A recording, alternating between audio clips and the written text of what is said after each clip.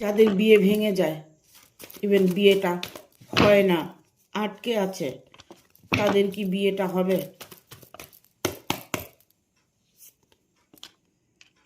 হ্যাঁ, তোমার মনের কতগুলো ভুল ভ্রান্ত শোধন করতে হবে।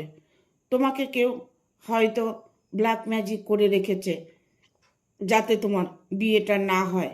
সেই জায়গাটা থেকে তোমাকে বেরিয়ে আসতে হবে। তোমার মধ্যে যে বাধাগুলোকে কাটাতে হবে, যে বাধা কাটানোর পরে তুমি তোমার মনের মানুষকে খুব তাড়াতাড়ি পাবে।